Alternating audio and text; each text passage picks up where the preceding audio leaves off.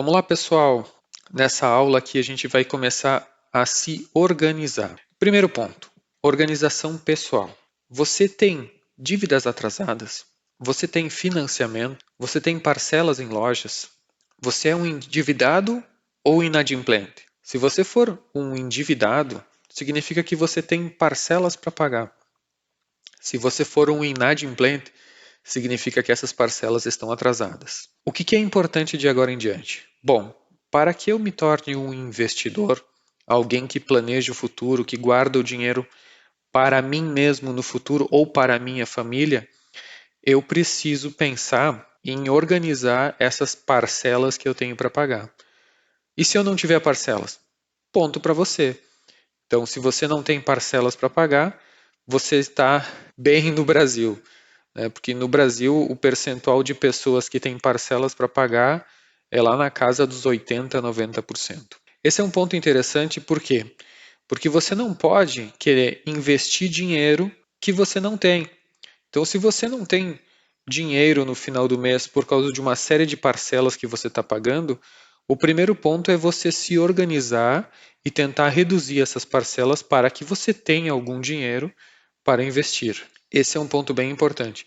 Ninguém consegue fazer investimentos se não consegue dar a volta nas contas do mês. Então, a primeira tarefa que a gente vai fazer aqui é a seguinte: a gente vai mapear os gastos mensais em três categorias. A primeira categoria é gastos fundamentais. Gastos fundamentais é aqueles que você não tem como abrir mão. Você não tem como abrir mão desses gastos. Alimentação, luz, água, aluguel, internet. Os gastos que são importantes. Aqueles que tem como reduzir, mas que vão fazer falta se você não tiver. E esse é você que decide o que é importante. Por exemplo, para mim, academia. Academia é importante para mim. Eu tenho como ir numa academia mais barata, eu consigo reduzir esse valor. O quão importante é esse investimento na academia ou essa despesa na academia? Se não é importante para mim, talvez ele possa ser um dispensável. Que entra na terceira categoria, que são aquelas que a gente pode cortar e que não vão fazer falta. Aqui tem um ponto importante. De nada adianta eu cortar todas as minhas despesas e ser infeliz, né? Então eu tenho que ponderar o que é importante, o que é fundamental e o que é dispensável, ou que eu possa dispensar em um mês, aproveitar num outro, esse tipo de coisa. Se eu saio para jantar 5 vezes por mês, eu posso cortar isso para 2 vezes? São opções. Não existe errado com o dinheiro dos outros. Então quem decide o que é cada uma dessas categorias é você. Tarefa 2. A gente tem que calcular o custo de vida. O que é o custo de vida? É aqueles dois primeiros gastos, os fundamentais e os importantes, tá? Depois que você reavaliou. Então, eu botei um exemplo aqui de uma pessoa que ganharia um salário de 5 mil reais. O que é importante nesse ponto? Qual é o seu salário? É 5? É 3? É 1? É 8? Não importa. Você é que vai montar essa planilha e você vai ver o que é importante. Por que a gente está avaliando o que é o custo de vida? O custo de vida não é o quanto você ganha, é o quanto você precisa por mês para ter o mínimo, né? Nesse caso, o mínimo nesse exemplo que eu montei aqui seria em torno de 4 mil reais. Tá? Então, na primeira categoria, a gente tem aí um aluguel de R$ 1.000, uma luz de 200, água de 130, alimentação de 1.000, né? E vai descendo até aqui nos gastos com vestuário. Nesse caso, nesse exemplo que eu citei, os gastos importantes para este exemplo ficariam até mais ou menos aqui no tratamento odontológico, certo? Ou na parcela do carro, né? Mais ou menos nessa região aqui, algo que você poderia diminuir aqui, né? Parcela do carro, gastos com vestuário, enfim, tanto faz, né? Nessa conta aqui, juntamos as coisas mais importantes, tá? As coisas que nós poderíamos cortar ou diminuir não entram nessa conta. E por que a gente está fazendo esta conta? Porque a gente tem que começar a planejar o futuro, tá? E aqui entra um ponto bem importante que a gente vai citar.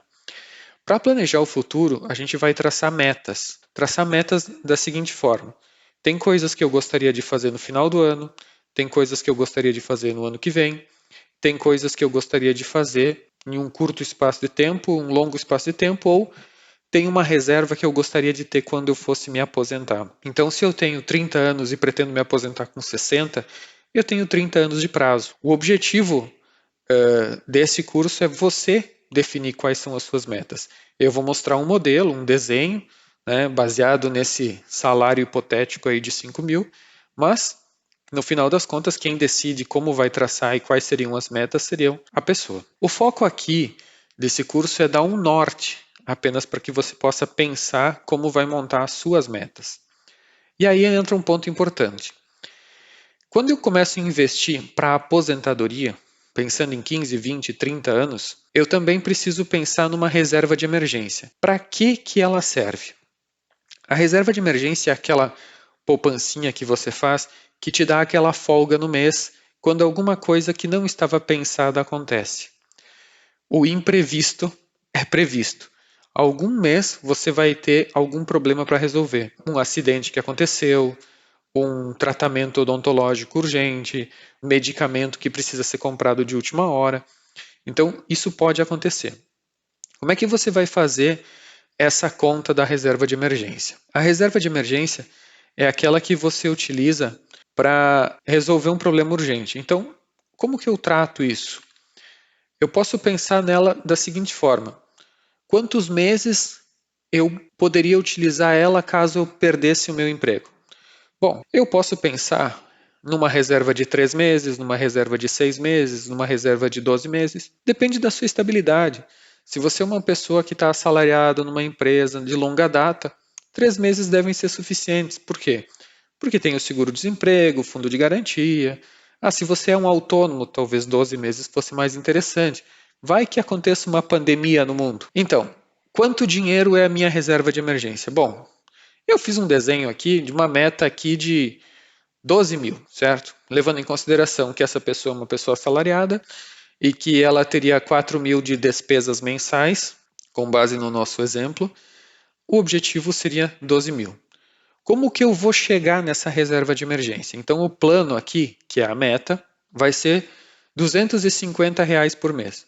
Ah, mas eu não consigo fazer isso. Adapta os números à sua realidade.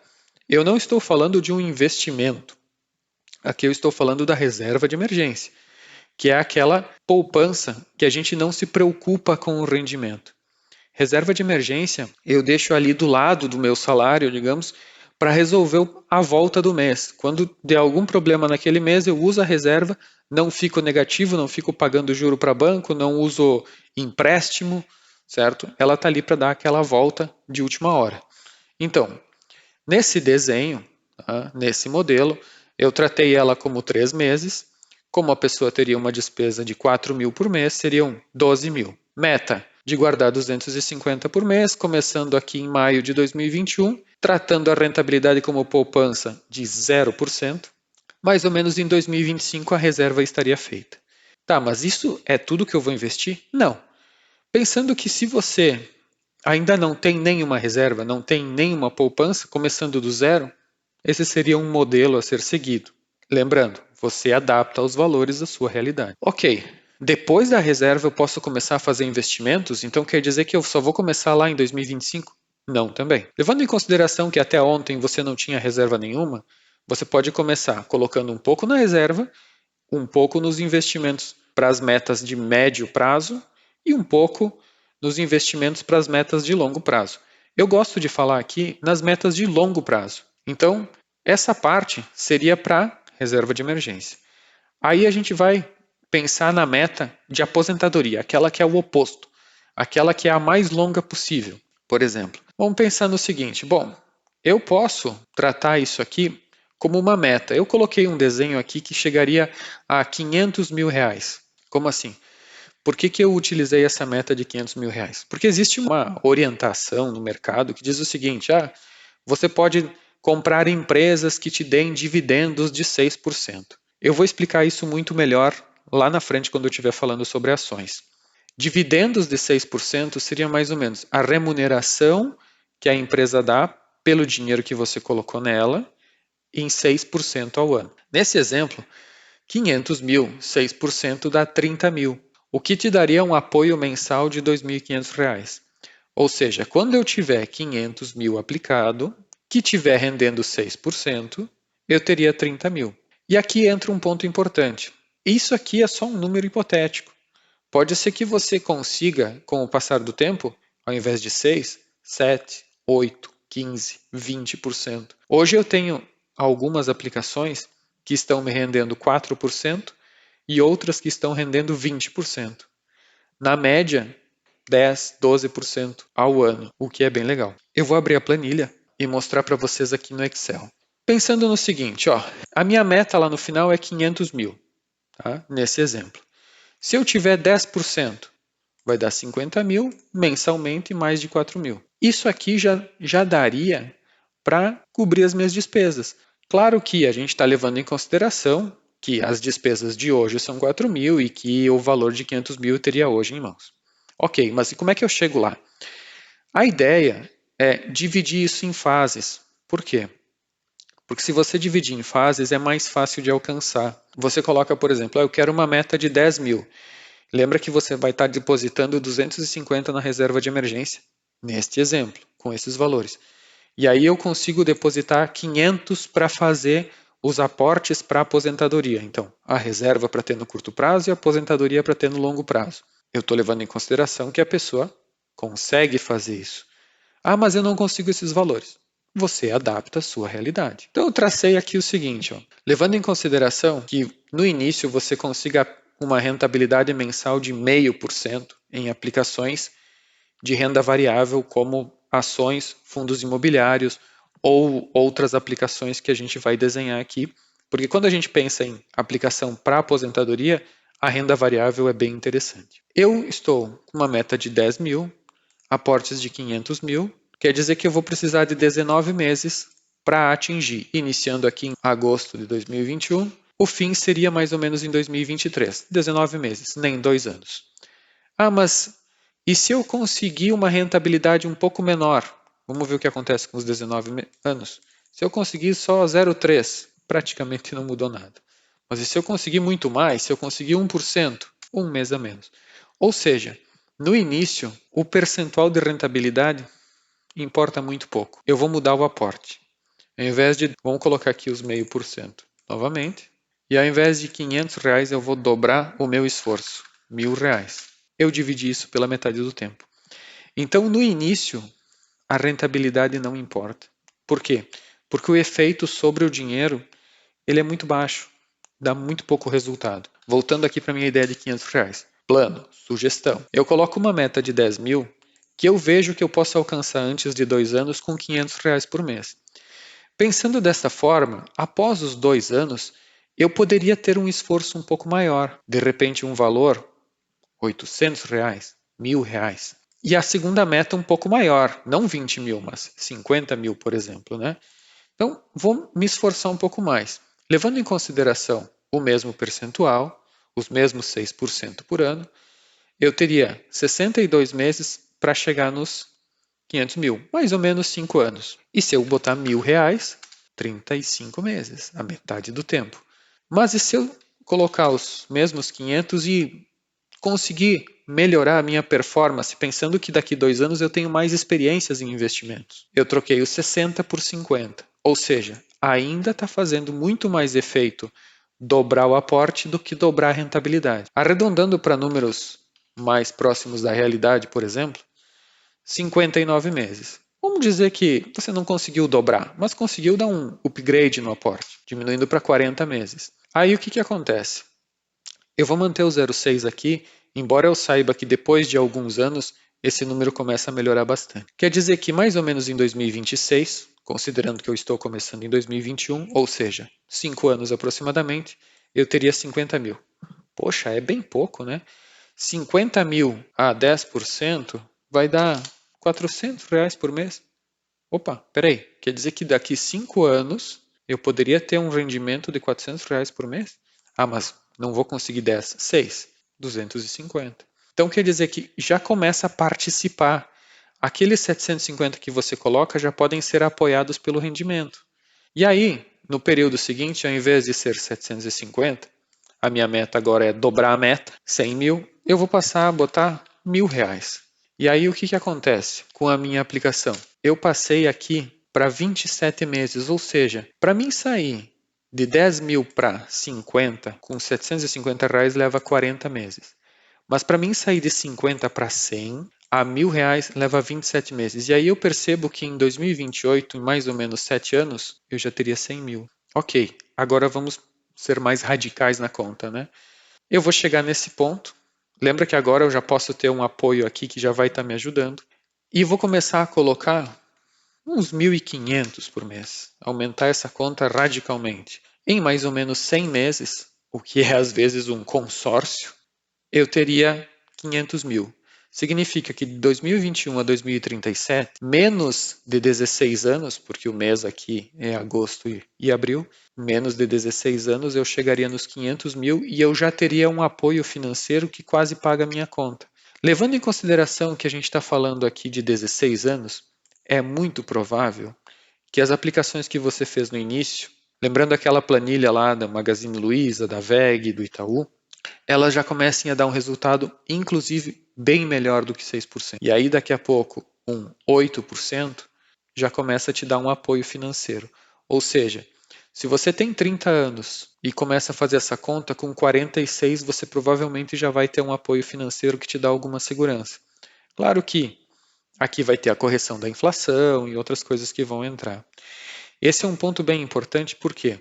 Porque desta forma você começa a visualizar aonde você vai chegar lá na aposentadoria. Então, primeira meta, reserva de emergência, e ao mesmo tempo que eu começo a construir a reserva, eu começo a construir um plano de aposentadoria. Investimento em ações, ele visa a aposentadoria. Reserva de emergência numa poupança mesmo ou num tesouro direto que eu vou explicar mais para frente. E a aposentadoria, o foco deve ser ações. Isso é bem importante por quê? Porque são aplicações bem diferentes com objetivos diferentes. E aí você começa a direcionar o seu dinheiro para resultados no futuro. Aí o que acontece? Para que você consiga fazer isso, você tem que começar de um ponto muito importante. A planilha, ela começa com os fundamentais aqui no início, os importantes depois e o que você pode cortar no final. Você deve montar essa planilha pela ordem de importância para você.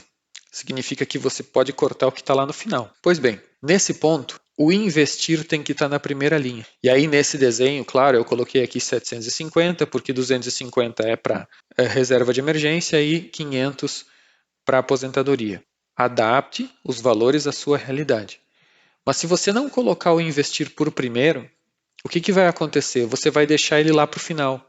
E aí você vai fazer outras compras e, poxa, esse mês não sobrou para investir.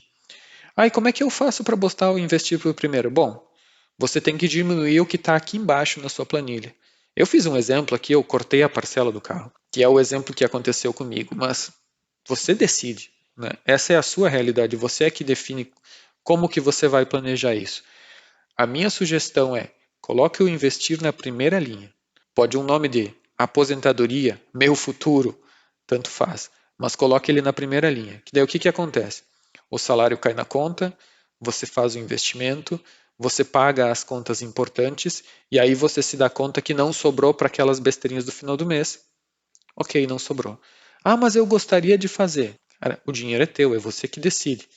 Então, a sugestão é colocar lá no início, mas no final das contas é você quem vai definir como vai fazer isso. Isso aí.